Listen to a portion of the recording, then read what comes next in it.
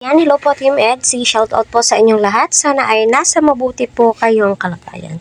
So, kahit si Eds ay napansin din po ito kay Viancy. Kahit sino naman po, kahit ako, kahit viewers, supporters, sponsors, napapansin po ito kay Viancy. Kaya patuloy po natin suportahan sa Kalingap Rab, Kuya Val, at ang buong team Kalingap. Huwag po natin skip ang kanilang ads para sa ganun nga po ay marami pa pong kababayan po natin ang kanilang malingap. So yun, napansin na din po ito ni Eds na habang tumatagal itong si Viancy ay paganda ng paganda. Sana all. So alam naman po nating lahat na maganda na po talaga itong si Viancy. Sa part 1 po medyo ramdam po natin na ang kahirapan sa kanila noon. At i-compare mo ngayon, yes, nagbo-bloom po talaga ang isang babae, lalong-lalo na kapag alagang-alaga, naalagaan na po niya yung sarili niya.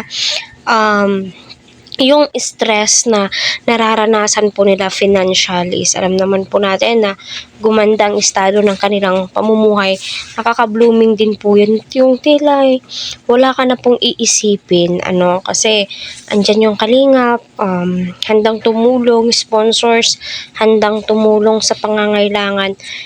Ikaw na tinutulungan ay yung pag-manage na lamang po kung ano yung gagawin mo, Kaya sabi nga po nila, habang andyan ang Kalingap, ang sponsors, save ng pera kasi hindi naman po lifetime po yan naman po ang palaging sinasabi ni Kalingap Rab. Kaya nga po, habang binavlog po kayo, Viancy, sabi nga ni Kalingap Rab, mag-ipon, mag-save ng pera.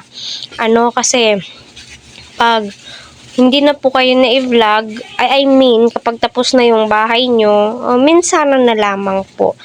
At may isang vlogger na yung nakatoka sa inyo, 'di ba? So, lalong-lalo na po yung mga naka-scout sa inyo, sila na po yung magko-continue kumbaga, 'di ba?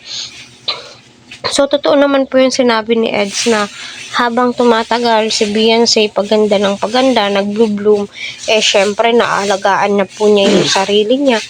Hindi na po siya gaanong mag-iisip kung saan sila kukuha ng pera, pangkain, araw-araw. Yung nakafocus na lamang po siya sa kanyang pag-aaral, 'di ba?